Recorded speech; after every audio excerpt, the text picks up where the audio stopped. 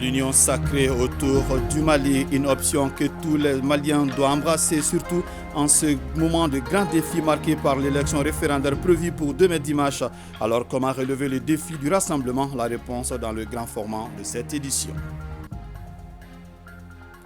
La bonne couverture médiatique de l'élection référendaire de demain dimanche 18 juin est une préoccupation pour le ministre en charge de la communication. Harouna Mamadou Touré était aujourd'hui dans les locaux de certains organes de presse dont l'ORTM pour s'assurer des dispositions prises.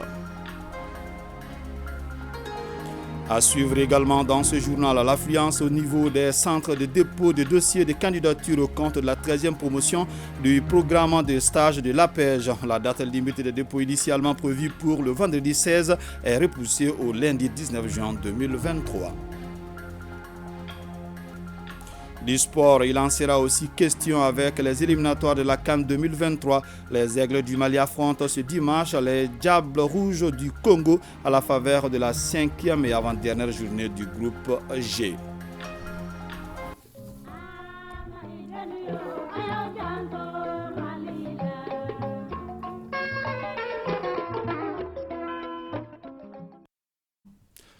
Vous servir est un réel plaisir pour nous. Bonsoir à vous, merci et bienvenue dans ce journal.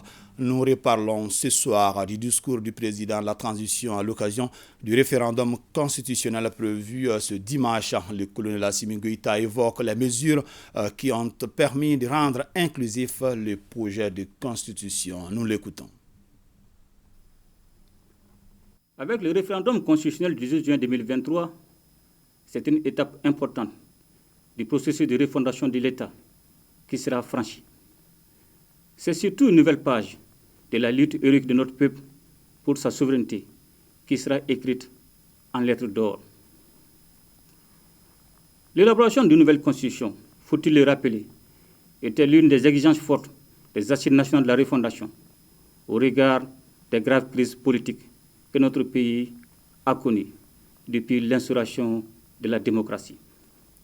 Aussi, pour les autorités de la transition, la recommandation avait valeur de commandement. En raison de l'importance de la Constitution, norme suprême pour un État, nous avons décidé d'imprimer le caractère le plus participatif et le plus inclusif possible au processus de son élaboration. Ainsi, le comité de direction que j'ai mis en place était composé de 27 membres de profils divers. Ce comité a consulté l'ensemble des forces vives de la nation et les différents acteurs institutionnels. L'avant-projet de constitution qu'il m'a remis a fait l'objet d'une large restitution et a suscité beaucoup de débats, parfois polémiques. Mes chers compatriotes, guidé par le souci de créer un large consensus national autour du document, j'ai décidé de le soumettre à une commission de finalisation dont les membres au nombre de 68 ont été choisis parmi les représentants des institutions publiques, des forces vives de la nation et des Maliens établis à l'extérieur. Le projet de constitution qui est sorti de ces travaux a été le fruit d'intenses discussions au cours desquelles il n'y a eu aucune censure. Nous pouvons bien affirmer que c'est un document écrit par les Maliens pour les Maliens. Le président Assimi Goïta exhorte également l'ensemble des Maliens à voter pour le projet de constitution, un document qui comporte, selon lui, plusieurs innovations pour le présent et l'avenir du Mali et des Maliens. Colonel Assimi Goïta. Ce projet de constitution offre les conditions d'un nouveau contrat social entre les Maliens avec comme objectif la préservation de nos valeurs socio-culturelles et l'instauration d'un État fort, efficace et au service du bien-être des citoyens. En effet, il prévoit un pouvoir exécutif mieux organisé tout en maintenant l'équilibre nécessaire avec le pouvoir législatif. Par ailleurs, il renforce les droits des citoyens et leur protection par le pouvoir judiciaire.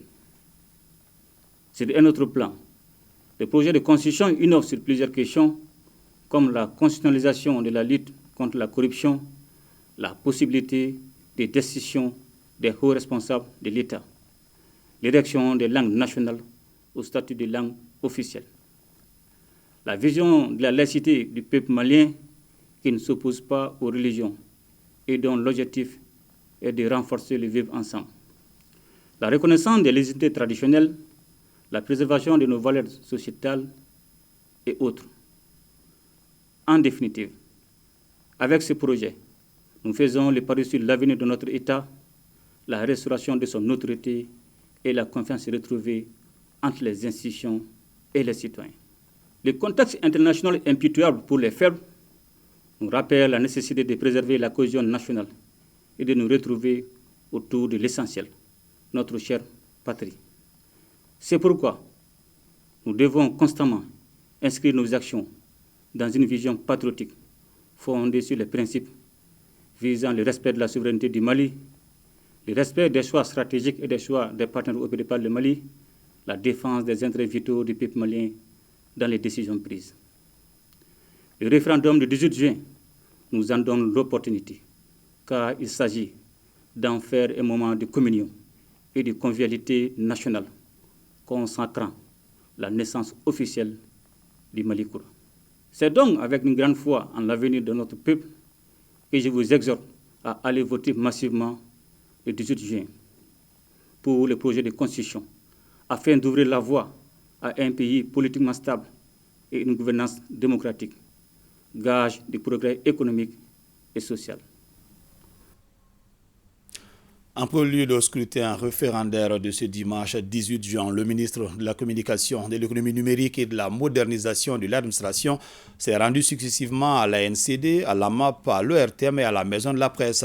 Objectif, s'assurer des dispositifs pris par ces organes pour la bonne couverture médiatique de l'événement. Boubacar Bablentouré. Le Mali s'apprête demain à écrire une nouvelle page de son histoire.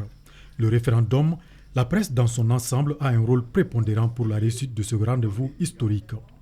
Le message des autorités de la transition est porté par le ministre en charge de la communication aux responsables des médias d'État que sont l'ANCD, la MAP, l'ORTM et les fêtières de la presse privée. Pour s'assurer des dispositions prises au niveau de chaque structure, Maître Harouna Mamadou Touré a visité les installations et échangé avec le personnel. D'abord, c'est de vérifier que ces grands professionnels qu'ils sont prêts pour demain. Et je n'ai pas manqué de leur rappeler que nous sommes regardés, nous sommes écoutés et nous espérons que nous serons suivis par le reste de l'Afrique. Le reste du monde aussi nous observe. Il y a ceux qui aspirent nous voir réussir, il y a ceux qui discrètement n'ont qu'un seul souhait, c'est de voir la journée de demain perturbée. Alors je suis venu leur poser la question de savoir s'ils étaient prêts. Nous avons fait des échanges et j'ai compris que leur niveau d'engagement au niveau de toutes les structures est très très élevé, comme d'habitude. Et le ministre d'insister sur le traitement professionnel de ce scrutin référendaire qui ouvre la voie au processus de réconciliation du Mali. Les plus hautes autorités sont d'accord que l'information et la communication sont à la pointe de l'éveil des consciences de ce peuple malien et donc de tout le peuple africain. Donc votre devoir est énorme. Le devoir des médias est énorme dans l'aboutissement du grand projet de la refondation du Mali et de l'Afrique. Je voudrais inviter les hommes de médias, femmes et hommes, à se comporter avec les valeurs que nous avons héritées, les valeurs de tolérance, de compréhension et de partage. Cette visite du ministre en charge de la communication lui a permis de recenser les préoccupations de ses interlocuteurs. Le représentant de l'organe exécutif a déclaré avoir pris bonne note des doléances exprimées. Le ministre Touré et les représentants des structures visitées se sont quittés sur des notes d'espoir, celle de contribuer à la stabilité du pays. L'Office de radio-télévision du Mali vient d'être doté d'un lot d'équipements offert par l'association Esprit de Femmes. Ce lot est constitué de 4 caméras, 2 imprimantes, des projecteurs et une console. La cérémonie de remise s'est déroulée dans les locaux de l'ERTM. Le compte-rendu de Maïmouna Guindo. 4 caméras Panasonic, 2 imprimantes, des projecteurs et une console pour l'Office de radio-télévision du Mali. C'est la contribution de l'association Esprit de Femmes à quelques heures du référendum. Donc aujourd'hui, dans ce cadre, nous avons voulu apporter notre soutien et pour le référendum, mais surtout pour l'ORTM qui est demandé. Et aussi, en tant qu'agent de l'ORTM, je suis consciente des conditions de vie dans lesquelles nous travaillons ici.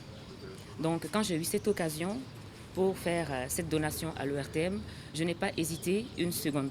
Aujourd'hui, moi je peux dire que l'ORTM est comme l'armée du Mali. Les agents de l'ORTM ne dorment pas. Nous avons notre fusil qui est la caméra, nous avons notre fusil qui est le micro. Aujourd'hui où on parle de l'intelligence artificielle, nous l'ORTM encore on est dans l'analogie. Après réception, le directeur général de l'ORTM a salué et remercié les membres qui animent l'association Esprit de Femmes pour cette initiative qu'il juge très noble, surtout en cette période référendaire. Elle est de l'ORTM, même si aujourd'hui elle est basée en France, mais elle est toujours à la maison ici. Et penser à travers son association Esprit de Femmes à doter l'ORTM d'équipements, c'est vraiment une très bonne chose. En tant que directeur général de l'ORTM, je ne peux que me réjouir de cette donation et puis remercier justement cette association qui a pensé à nous en cette veille du référendum. Nous sommes sollicités régulièrement sur le terrain, 30-40 reportages par jour, pas beaucoup de caméras. Et franchement, avoir une donation du genre, ça ne peut que me réjouir.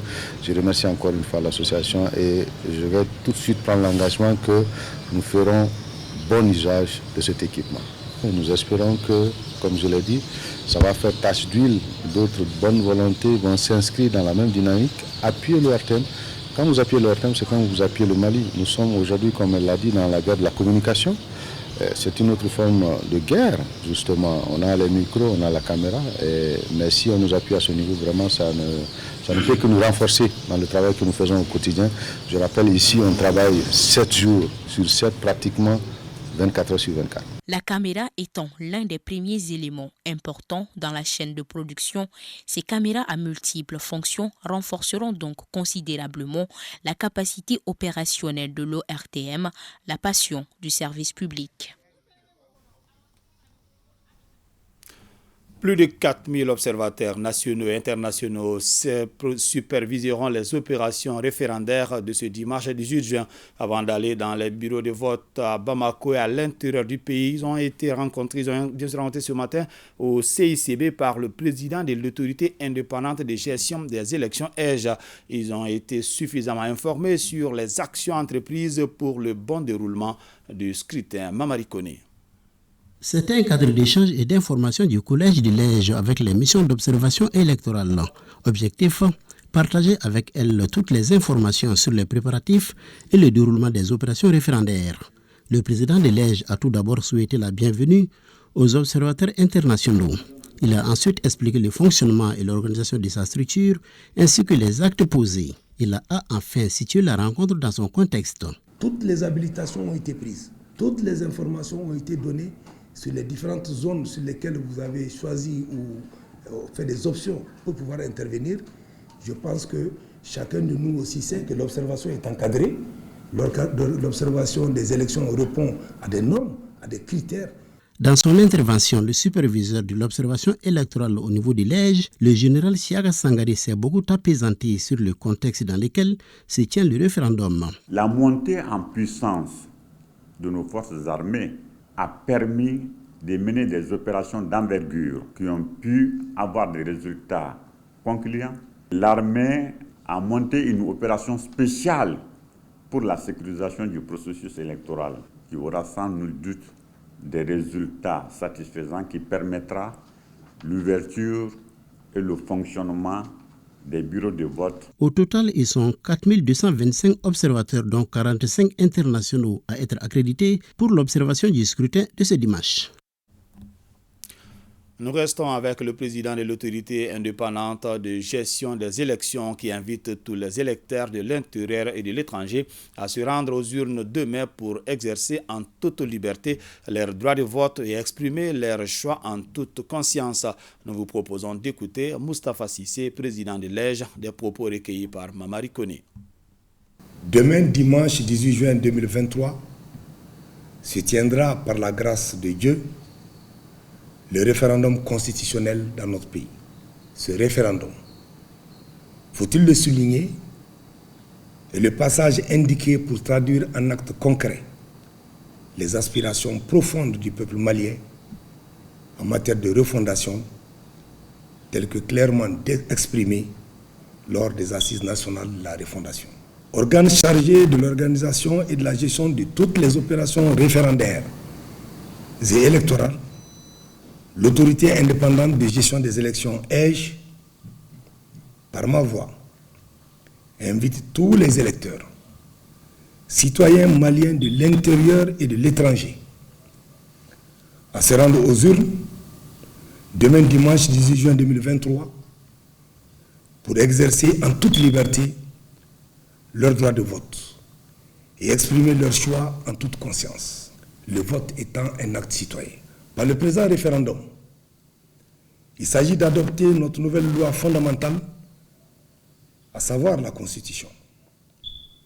Les enjeux de son scrutin sont certes très importants, mais doivent aussi renforcer notre communauté de destin en tant que nation. Nous devons dès lors éviter les dérives et tout extrémisme et ne mettre l'accent que sur ce qui nous unit et nous renforce. J'en appelle donc au sens de responsabilité et de patriotisme de chaque électeur, quel que soit le courant qu'il soutient, à faire preuve de retenue et à transcender les passions afin que triomphe la voix des urnes. L'EJ, je peux vous le confirmer solennellement, a tout mis en œuvre avec l'accompagnement de l'administration, de tous les acteurs de la classe politique et de la société civile afin de gagner le pari d'une bonne organisation de ce scrutin que nous voulons apaisé, transparent et crédible pour des résultats acceptés par tous. Les capacités des délégués de la Cour constitutionnelle de la commune urbaine de Gao ont été renforcées à travers une session de formation. Et à Taoudéni, c'est les chefs de quartier et de fraction qui ont été informés du rôle et prérogatives de l'EJ et du ministère de l'administration territoriale dans l'organisation de l'élection référendaire. Suivons ces deux reportages avec Sambari Aïdra et Shirfou Moulay Aïdra. La Cour constitutionnelle affûte ses armes pour le référendum du 18 juin. Elle renforce les capacités de ses délégués pour la commune urbaine de Gao. La formation d'une journée s'est ouverte ce samedi au tribunal de grande instance de Gao. La Cour constitutionnelle a décidé de déployer dans les grandes agglomérations pour cette opération référendaire des délégués dans chaque bureau de vote. Ce qu'ils doivent faire, ce qu'ils ne doivent pas faire, comment remplir la fiche de renseignement, quel doit être leur comportement dans les bureaux de vote à l'égard de l'administration électorale. Ce qu'ils vont nous dire comme renseignement, c'est comme un acte de délibération. Il s'agit pour les organisateurs de cette formation de permettre aux agents déployés sur le terrain de jouer pleinement leur mission de surveillance du vote référendaire. Qu'ils puissent faire en sorte que le moindre détail, le moindre incident, la moindre irrégularité, la moindre atteinte à la loi électorale dans leur bureau de vote soit signalée dans leur fiche de renseignement à la Cour. Les participants se disent bien outillés pour exécuter leurs tâches. Ces messages vont nous permettre quand même d'être à hauteur de faire le travail pour lequel on nous a choisis. Notons que, pour le référendum du 18 juin, les délégués de la Cour constitutionnelle sont essentiellement déployés dans les centres urbains. Cette conférence d'information s'inscrit dans le cadre de la mise en œuvre du projet d'amélioration et de la participation des populations nomades dans le processus électoral et aux réformes institutionnelles et politiques. L'ONGP Progrès intervient dans le cadre de ces programmes, informer les chefs des quartiers fractions ici des communes urbaines de Tombouctou et de Taoudéni, informer les chefs des fractions des communes de Taoudéni, Tombouctou sur les rôles et prérogatives de l'EJ et des méthodes dans l'organisation de l'EJ, la nouvelle loi électorale et ses lois connexes et les scrutins référendaires. Les autorités ont salué cette initiative visant à renforcer les capacités des représentants des populations auprès de l'administration, toute chose qui contribuera à une participation massive au scrutin. C'est l'occasion également pour nous de vous demander de suivre avec intérêt et assiduité cette formation pour qu'au sortir de cette salle, l'objectif fixé par les organisateurs soit atteint, en l'occurrence que tous les légitimités traditionnelles ici présents soient bien outillés. Ces 25 chefs de quartier et fractions de Taoudeni et Tombouctou qui prennent part à cette conférence qui est financée par NDI à travers l'USAID, la coopération suisse et l'ambassade du Royaume du Danemark au Mali. Le projet de constitution répond à plusieurs aspirations des femmes maliennes. Le constat est fait par notre reporter Boubacar Kanouté qui est allé à la rencontre des femmes issues de plusieurs organisations suivant ces dossiers. Depuis l'avènement de la démocratie au Mali, les femmes maliennes ont joué un rôle déterminant dans tous les processus électoraux. De ce fait, elles constituent un véritable vivier électoral. Notre pays s'apprête à rentrer dans la 4e République à travers le référendum prévu le 18 juin prochain. Sur le marché Sougounikoura, le sujet enflamme le débat.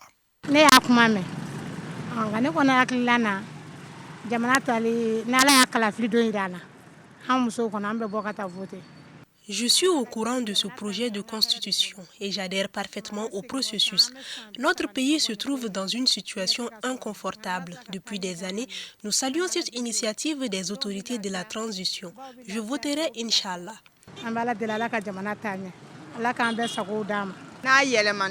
Nous accueillons avec enthousiasme ce projet de constitution. Cette constitution, une fois votée, permettra à notre pays de se doter d'une constitution à la malienne. Tous les Maliens s'y retrouvent. Nous sortirons massivement pour voter. Je salue le président de la transition pour cette belle initiative. Le projet de constitution dont il est question innove et prend en compte les aspirations profondes des citoyens. Aussi, il balise le terrain pour la génération future, car l'esprit souverainiste et la dignité retrouvée y sont prônés. Son contenu renferme nos valeurs sociétales profondes, déclarent ces femmes réunies en ce jour autour d'une tontine ici à Kati. Nous allons nous impliquer, nous sommes d'ailleurs impliqués, parce que le gouvernement nous a impliqués. Ce sont nos points qui ont été pris en compte et qui ont été insérés d'ailleurs dans ce projet de constitution-là. Donc on se reconnaît en réalité dans cette nouvelle constitution. Ce qu'on va aller voter cette année, ça serait pour le Mali, ça serait pour les Maliens et les Maliennes. Nous, on est un peu vieilles, mais on va voter pour nos enfants. Elles ne veulent pas se laisser compter car il s'agit d'un devoir civique. Par rapport à la prise en compte des aspirations du peuple malien, beaucoup ont été prises en compte dans ce projet de nouvelle constitution, même s'il y a des débats sur certains points. Par rapport à d'autres points aussi, tels que l'équilibre des pouvoirs, des innovations majeures dans cette nouvelle constitution et la mobilisation aussi pour la défense de la patrie. Je suis au courant de ce projet. Et bon, j'ai eu même à fouetter un peu et je n'ai rien vu d'anormal. Au contraire, tout me va et je pense que c'est pour le développement et l'avancement de la nation. Et moi, quand même, je suis pour. Ces femmes sont autant plus motivées que le projet de constitution donne une large ouverture à la femme malienne. C'est pourquoi elles souhaitent être en première ligne. Les Maliens, au-delà de vouloir accomplir leurs devoirs citoyens demain dimanche 18 juin, sont aussi impliqués volontairement à la sensibilisation pour une participation massive à ce scrutin référendaire, suivant quelques réactions au micro de Bemba Sibi. En tant que bon citoyen, je crois que j'ai le droit d'aller voter. Et puis je pense que le référendum, c'est une bonne chose. C'est une bonne chose parce que ça permet, ça libère l'homme. C'est une opportunité à ne pas rater. Moi, quand même, j'irai voter. Bon, Jamana Kodo. Jamana Kodo, on a devenu ta. Ya fam. Malon na wabo wa kalata.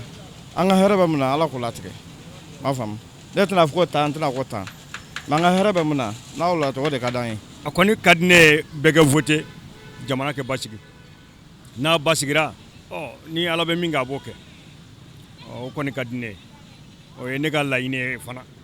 Oh, malien beke bo. Kono kulu jele ne be bifo. Ni basa donto ye koko dafe ay wodi maintenant su de lendo fen jamon bi nyana bo donc mais beke bo beke voter ne ta voter ke kumina pour ga nga se ay resa bo la ni ne ba na sini no bo ta voter ke daga parce que ni ma yaira nyala bo ama ni bebe ma de ke manu musuma beka bo sini ta ngene yaira ne ta voter faso kodo ni faso kodo drone bita voter awo faso kanu de benna malika dine ko jugu faso la no le kamale comme ni mandena même ko do le moto la sini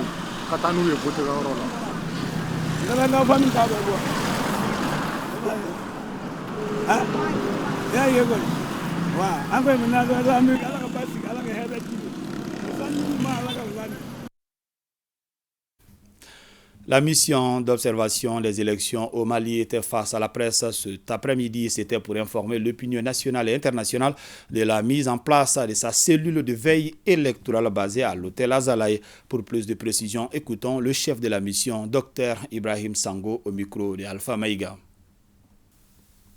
La modèle Mali a été accréditée par l'autorité indépendante de gestion des élections, EGE, selon l'accréditation numéro 4 du 5 juin 2023 pour observer le référendum constitutionnel. La modèle Mali déploie 3000 observateurs et observatrices à court terme et 75 observatrices à long terme pour observer les opérations référendaires du 18 juin 2023. La modèle Mali couvre ainsi de l'ensemble des bureaux de vote dans 49 cercles et 6 communes du district de Bamako.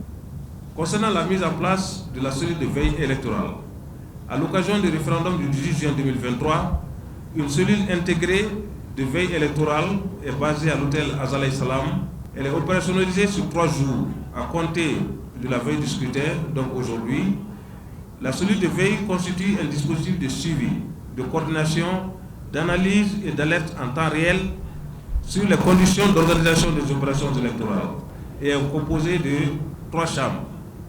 Il y a la chambre de décision, également appelée chambre politique, et cette chambre a pour vocation de faire une analyse objective des informations remontées et d'informer en temps réel les autorités en charge des élections sur les éventuels cas de dysfonctionnement ou de violence constatés. La chambre politique est chargée de faire des déclarations sur le déroulement du processus. La chambre intermédiaire est également appelée chambre d'analyse. Elle est constituée d'analystes et d'experts genre en handicap politique, statistique et de la modèle. Cette chambre a pour vocation d'analyser et d'interpréter les données brutes remontées par les gestionnaires de données, les informations pertinentes issues des médias ou d'autres sources crédibles afin d'informer et éclairer les prises de décision de la chambre politique. Référendum constitutionnel au Mali, c'est 18 juin. L'ORTM sera au cœur de ce rendez-vous historique avec une programmation exceptionnelle. Suivez toute la journée sur l'ensemble des réseaux synchronisés, des éditions spéciales avec nos équipes déployées sur toute l'étendue du territoire national. Union sacrée autour du Mali, comme édicté par le président de la transition, le colonel Assimi Goïta, une option que tous les Maliens doivent embrasser, surtout en ce moment de grand défi marqué par l'élection référendaire prévue pour demain dimanche. Alors, comment relever les défis du rassemblement? La réponse dans ce grand format signé Tamsir Diabaté, Sidi Modibo Dambélé et Astan Satourou Diabaté.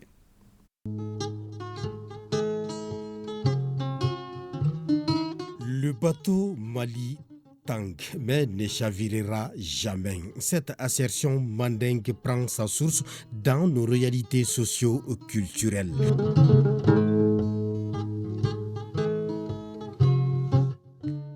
Ce qui fait du Mali une terre de dialogue et de culture riche de son histoire glorieuse. Chaque jour, de l'aube dans ce pays, toute la journée, qui fait que nous sommes ce que nous sommes et que nous allons marcher, buter, mais nous n'allons jamais nous noyer. Et moi, je reste plein d'optimisme. Les problèmes sont là, mais avec la grâce de Dieu, nous allons trouver la solution. Aujourd'hui, tout le monde sait ce qui se passe dans la pirogue Mali. Les menaces de l'intérieur, de l'extérieur, elles sont nombreuses. Mais nous croyons profondément que si tous les frères se donnaient la main devant Dieu, dans la prière, dans la sincérité, nous vaincrons tous les obstacles. C'est de notre intérêt d'aller à une union sacrée pour faire échec à toute adversité contre le Mali. Pour surmonter tous ces défis-là, c'est l'union des cœurs et les esprits de tous les Maliens. En commençant par les dirigeants eux-mêmes.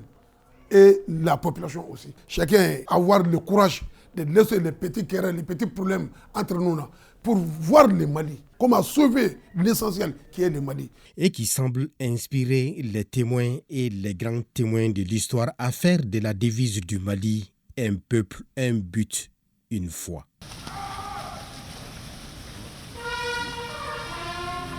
Un peuple, un but, une foi, pour une Afrique unie. Justement, cette devise interpelle le peuple malien face à l'histoire. Nous sommes donc condamnés à vivre ensemble, gage d'une paix durable.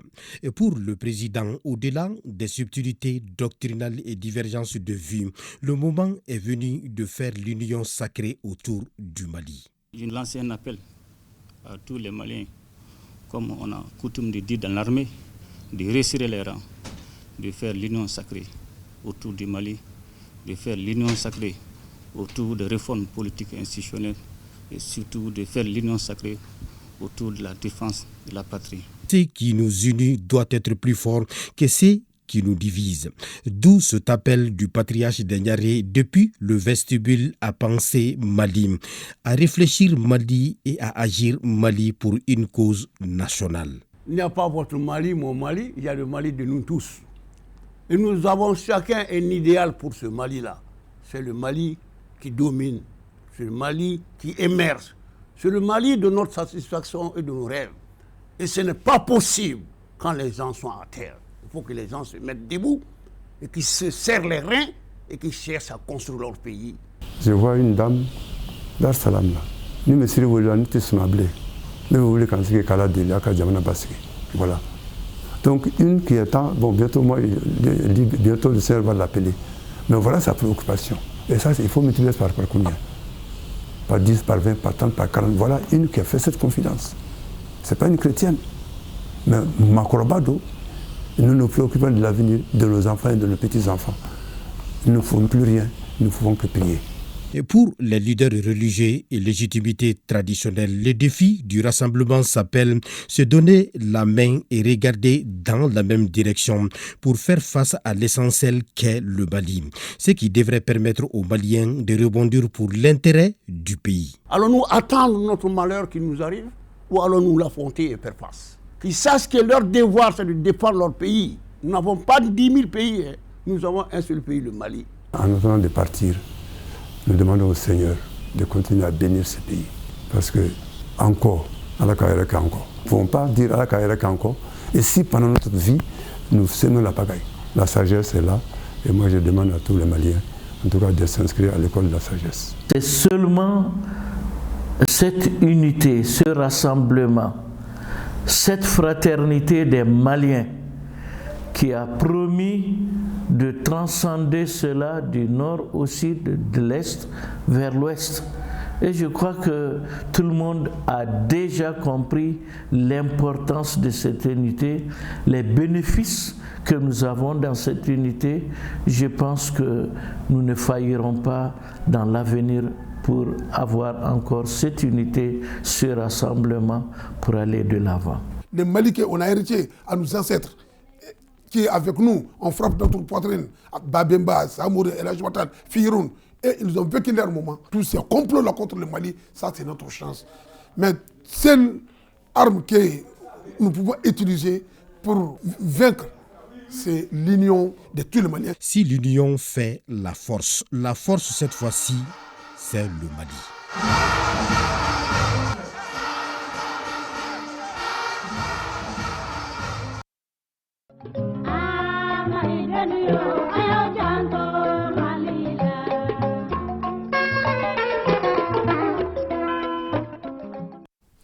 Et c'est communiqué. La Commission nationale des droits de l'homme, CNDH, suit avec une attention soutenue l'évolution du processus électoral en général. Aussi, c'est fondant entre autres sur la Constitution du 25 février 1992, la Charte de la transition du 1er octobre 2020 modifiée, le Pacte international relatif aux droits civils et politiques, la Charte africaine des droits de l'homme et des peuples, la CNDH, encourage le gouvernement à poursuivre l'organisation des opérations électorales dans le respect du cadre légal et de l'inclusivité.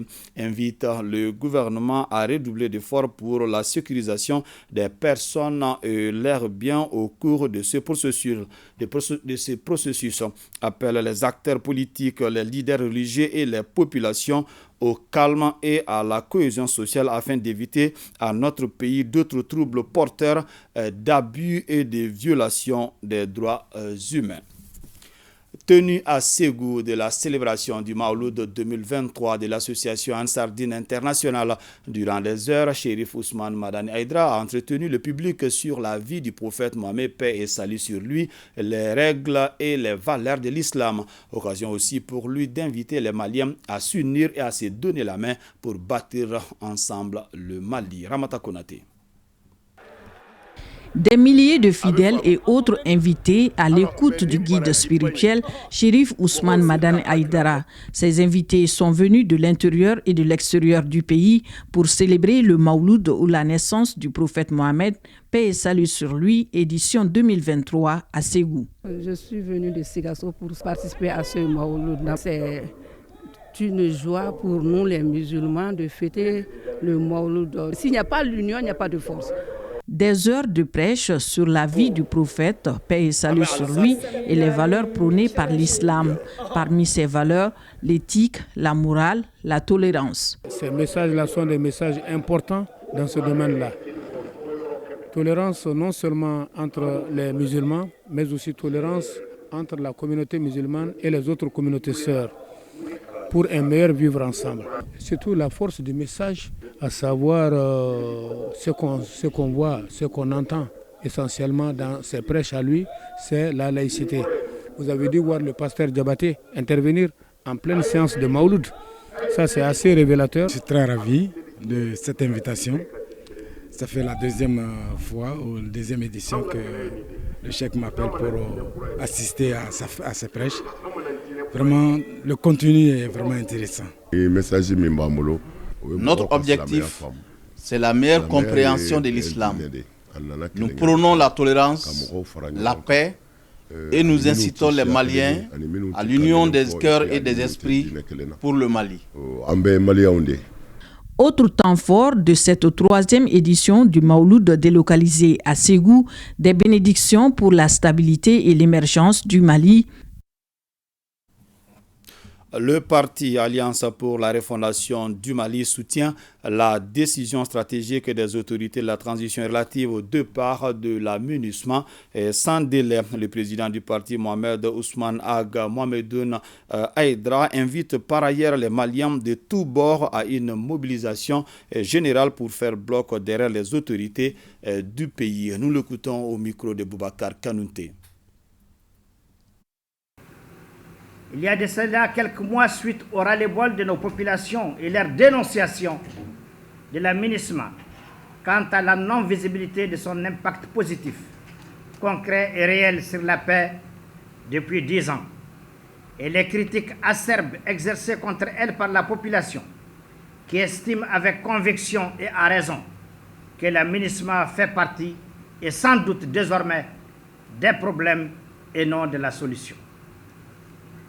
Cette grogne légitime et réelle de nos populations vis-à-vis de la MINUSMA a été portée à juste titre et à raison par certains mouvements républicains et souverainistes qui l'ont traduite en une demande forte de départ de la MINUSMA, tout comme Barkhane avec le slogan « MINUSMA dégage ». La MINUSMA n'a atteint aucun des objectifs pour lesquels elle a été créée, en particulier celui de la paix et de la stabilisation du Mali. Convaincus de la légitimité de nos plus hautes autorités et du soutien du peuple malien à celle-ci et du fait que certains pays alliés du Mali participent à la MINUSMA et notre pays se concerte avec ses alliés avant toute décision. Un comportement qui caractérise notre nation, qui est une vieille nation de bonnes et de grandes civilisations, dont les relations comme les alliances et l'amitié sont sacrées et se cultivent dans la sincérité et le respect.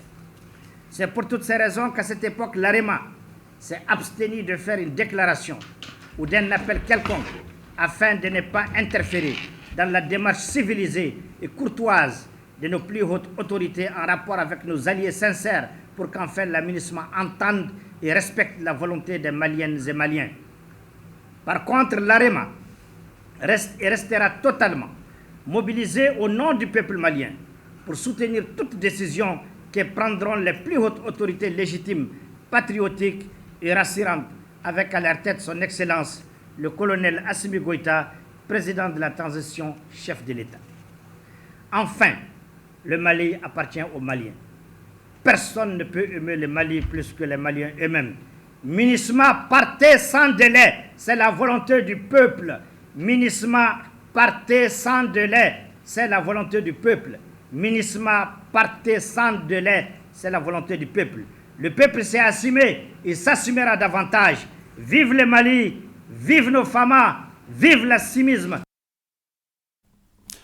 Le mouvement Yerewolo félicite également le gouvernement pour cette décision courageuse, responsable et historique qui s'inscrit en droite ligne des principes qui guident l'action publique édictée par le président de la transition libérateur, colonel Assimi Goïta. Yerewolo soutient et partage entièrement cette demande de retrait des forces onusiennes qui font partie du problème et non de la solution. Yerewolo rassure le gouvernement de son soutien absolu et de son accompagnement infaillible pour un départ sans délai.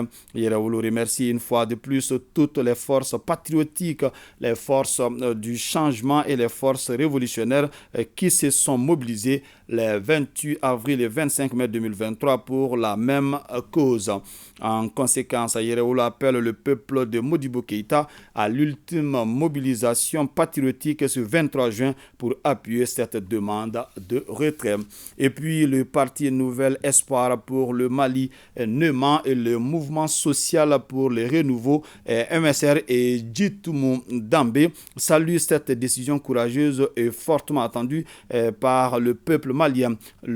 Ces organisations réaffirment leur attachement aux actions des autorités dans le cadre de la refondation du Mali et de la sécurisation des personnes et de leurs biens.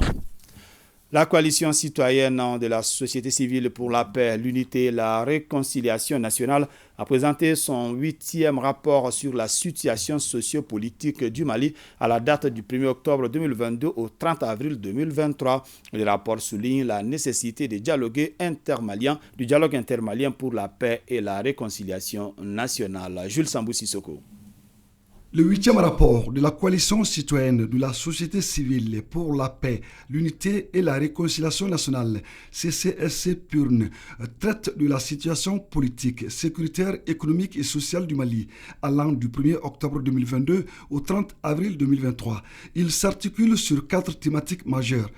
Il est élaboré à partir des rapports d'experts sur 4 thématiques, à savoir les défis sécuritaires, politiques, institutionnels, sociaux et culturels, les blocages et les enjeux de l'accord pour la paix et la réconciliation au Mali, la problématique du dialogue avec Iyad Agrali et Hamadoun Koufa, les responsabilités respectives de la communauté internationale quant à la stabilisation du pays dans un contexte marqué par des considérations géopolitiques et géostratégiques désormais avéré. La paix et la stabilité au Mali sont le baromètre de toutes les initiatives internes. C'est pourquoi le rapport préconise le dialogue intermalien pour une sortie de crise rapide et durable. La coalition citoyenne lance à travers ma modeste personne un appel fort pour ce dialogue exclusivement intermalien pour, de façon prosaïque, laver le linge sale en famille et adopter de nouveaux paradigmes pour un Mali apaisé, réconcilié avec lui-même, résolument engagé dans un développement à long terme, débarrassé de la corruption et du népotisme, un Mali en bon voisinage dans sa région et de relations réciproquement avantageuses avec le monde entier. Le dialogue est indispensable parce qu'il y va de la sécurité et de la stabilité du Mali, préconise la CCSC Purne. Concernant les initiatives de paix et de réconciliation nationale de la communauté internationale, elles doivent se faire sous la responsabilité des autorités nationales, indique le 8e rapport de la CCSC Purne. Les lauréats maliens de la 2e édition de Tremplin Startup UEMOA ont reçu leur prix ce jeudi ici à Bamako. C'est une compétition qui a pour objectif d'insuffler une dynamique de compétition sous-régionale pour la promotion de l'emploi. C'est sous le thème l'économie numérique au service de l'agro-industrie. Mohamed Kantao. Marietou Diara de Agri Bio Mali, Kane Aminata Tandja de Smart Market et Draman Sangaré de la ferme du Berger sont les gagnants maliens de la 2e édition de Tremplin Startup UEMOA. Depuis 2021 qu'on a fait le concours. Je pense que l'initiative doit continuer. Côté UEMOA, côté État aussi. L'État doit beaucoup plus s'impliquer sur l'aide en général des startups et puis des entreprises maliennes. Chaque prix est composé d'un trophée et d'une enveloppe. La pertinence du projet, l'innovation, la viabilité financière des startups et la qualité des candidatures sont les critères retenus.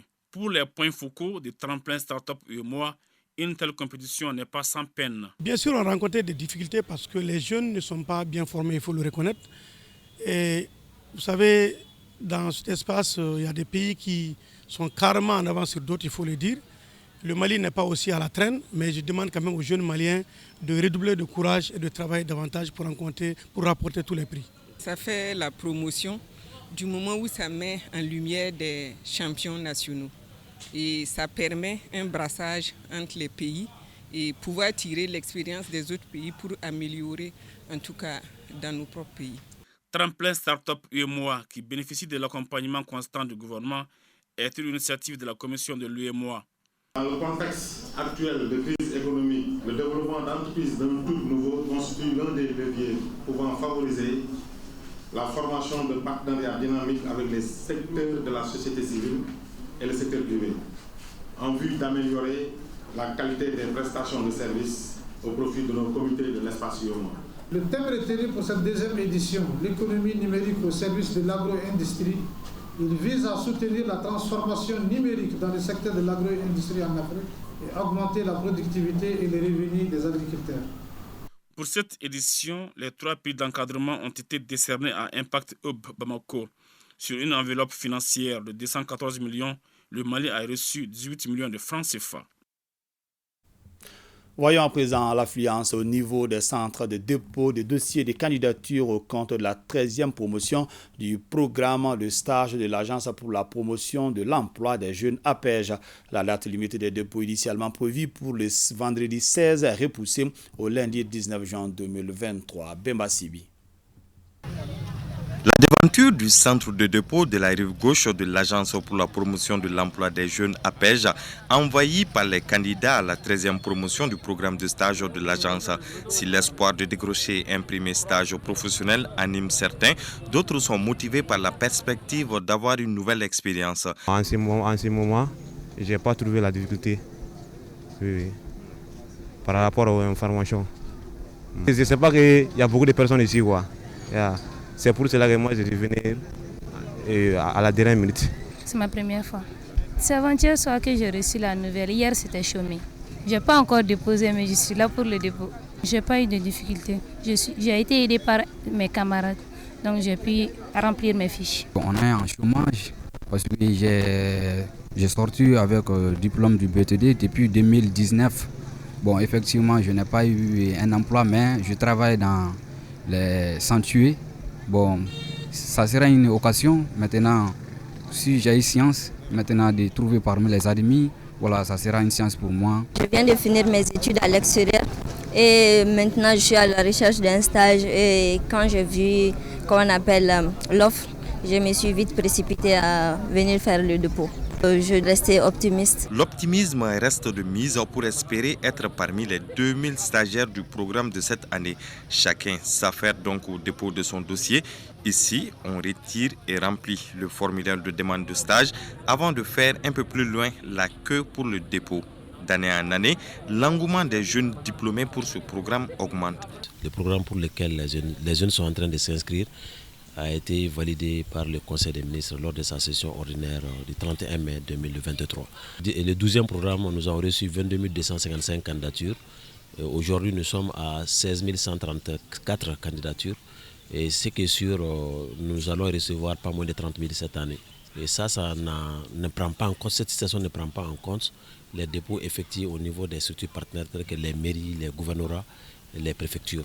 Le délai de rigueur pour le dépôt de candidature est ramené au lundi 19 juin 2023. Les candidats et retenus vont commencer leur stage le 1er août prochain, cela pour une année. Rencontre de plaidoyer pour le financement des initiatives relatives à la nutrition, une réunion organisée par l'OMS en collaboration avec 3 autres organisations internationales. Fanta Mamanyantao. La sécurité alimentaire et nutritionnelle reste préoccupante pour le gouvernement et ses partenaires. C'est dans ce cadre que l'Organisation mondiale de la santé, en collaboration avec World Vision et OMS, ont tenu cette rencontre pour faire un plaidoyer en faveur du financement de la nutrition et du WASH auprès des décideurs. Leurs objectifs, c'est d'avoir un engagement politique et financier sûr et durable. Un plaidoyer efficace et permanent pour le financement de la nutrition et de sa prise en compte comme un des axes majeurs de la stratégie de croissance pour la réduction de la pauvreté reste la solution la plus pérenne pour permettre au Mali d'être au rendez-vous pour les 7 cibles de l'OMS et des objectifs de développement durable à l'horizon 2025 et 2030. Ce projet vise à appuyer les actions de plaidoyer en nutrition et en WASH en vue d'améliorer la situation nutritionnelle des enfants pour leur permettre d'atteindre leur plein potentiel. C'est le lieu de remercier le gouvernement malien pour les efforts consentis dans la lutte contre la malnutrition dans le pays. Les acteurs de la société civile et du secteur privé sont également engagés pour contribuer aux efforts de développement en faveur de la nutrition. Une société civile soucieuse de la sécurité alimentaire dans notre pays. La question de la nutrition est une question primordiale parce que nous devrons faire en sorte que nos enfants soient bien nourris, surtout les 5 premières années, pour développer leur quotient intellectuel. Et la société civile, c'est la frange la plus organisée en des temps aussi difficiles pour que nous puissions faire du plaidoyer, booster l'État, booster les partenaires techniques et financiers, booster les communautés surtout pour que tout le monde s'y mette. Notons que ce projet de plaidoyer sur le financement de la nutrition et du WASH intervient dans les régions des Kayes, Koulikoro et Sikasso, plus le district de Bamako. 26e Assemblée générale ordinaire du réseau des caisses d'épargne et de crédit Niès-Sikisso. La rencontre vise à adopter des projets de modification des statuts et règlements intérieurs du réseau Niès-Sikisso et l'adoption bien sûr des rapports d'activité. Mohamed Sankaré. Le réseau des caisses d'épargne et de crédit Niès-Sikisso annonce ses couleurs pour l'année 2023. Dans ces rendez-vous annuels, les délégués venus des régions et du district de Bamako et les membres du conseil d'administration ont d'abord procédé au toilettage des textes afin de dynamiser l'union. Une assise qui a permis non seulement au directeur général du réseau Niès-Sikisso d'exposer les activités menées durant l'année écoulée, mais aussi de définir les plans d'action de 2023. Grâce aux mesures de recapitalisation, les fonds propres du réseau ont atteint 4 milliards 687 millions en 2022 contre 3 milliards 633 millions en 2021, soit une hausse de 29%. Et le taux de capitalisation, qui était de 14,11% en 2021, se situe en 2022 à 16,87%, donc conforme à la norme de capitalisation édictée par la BCEAO. Pour les annales du réseau Niès-Sikisso, c'est donc la première fois, à la fin d'un exercice social, que toutes les caisses opérationnelles de l'Union enregistrent toutes un résultat excédentaire. Après cet exploit ovationné par les sociétaires de la Caisse, Modibo Koulibaly et ses collaborateurs comptent exécuter cette année plusieurs programmes consignés dans le plan d'affaires 2021-2023 de la Caisse Niassikisso. La mobilisation des ressources financières à moyen et long terme auprès des partenaires financiers pour booster la production en crédit. L'augmentation du nombre de caisses Niassikisso de grande taille ou de l'article 44 qui seront d'ici fin 2023 au nombre de 3, donc assujettis au champ de supervision de la commission bancaire de l'UEMOA. Les indicateurs de l'exercice précédent ainsi que les perspectives ont été bien appréciés par le président du conseil d'administration et les partenaires. Vous êtes à féliciter car malgré le contexte de la crise multiforme, la résilience est de mise et vous avez obtenu au cours de l'exercice 2022 des résultats très encourageants. Au terme de ce rendez-vous annuel, la direction du réseau Niassikisso a encouragé quelques agents qui se sont fait distinguer pour leur excellent travail au cours de l'année 2022. Ils ont reçu des prix en guise de récompense du mérite. La société Ciment et Matériaux du Mali vient de remettre un fourrage à la population de Sonikeni dans la commune rurale de Kambila, cercle de Kati. Cette adduction d'eau vise à soulager les populations confrontées à un problème d'eau potable. Souleymane Sidibé. Le souci de l'eau potable est désormais un mauvais souvenir pour la population de Sonikeni grâce à la société Ciment et Matériaux du Mali. Le village dispose désormais un forage équipé avec 3 têtes de robinet d'une profondeur de 100 mètres avec une capacité de 5000 litres d'eau par heure. Nous considérons la commune et les villageois de Sonikeni comme des voisins. Lorsque vous venez dans une commune où des gens sont installés, vous ne pouvez pas rester de marbre face à des difficultés qu'ils ressentent. La première de ces difficultés, évidemment, comme dans beaucoup de nos villages, est par rapport à l'accès à l'eau. Et cette revendication nous a été portée dès les premiers instants. Nous avons fait en sorte de réaliser ce don de forage qui va leur permettre aujourd'hui de ne plus avoir à parcourir des kilomètres pour pouvoir avoir accès à l'eau potable et qui va permettre d'éviter tout un certain nombre de problématiques. Un véritable jour de bonheur pour les bénéficiaires qui expriment toute leur reconnaissance aux donateurs. Nous sommes très contents aujourd'hui d'avoir cette adduction d'eau. Nous remercions vraiment la CMM pour ce geste. Dieu seul sait combien ce fourrage va alléger nos souffrances. Nous sommes très contents de cet appui de la société Ciment et Matériaux du Mali.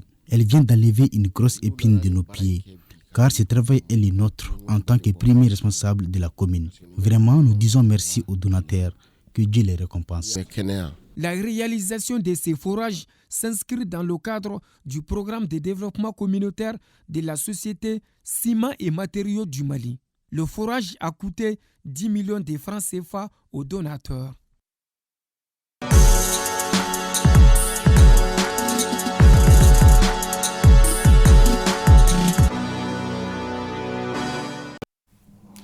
Week-end Sport, c'est avec vous, Abdul Karim Kaba. Bonsoir. Bonsoir, Foutin Toukare, bonsoir tout le monde. 5e et avant-dernière journée des éliminatoires de la CAN Côte d'Ivoire 2024. Le Mali affronte demain à Brazzaville le Congo dans ce groupe G. Et nul suffit aux Aigles de valider leur ticket pour la phase finale. Arrivés hier à Brazzaville, les Aigles du Mali ont fait la reconnaissance du terrain aujourd'hui contre les Diables Rouges du Congo. Les joueurs maliens sont motivés et conscients des enjeux de cette rencontre contre le Congo. Le point avec nos envoyés spéciaux, c'est Seragatou Sissé et Mbarakou Maïga.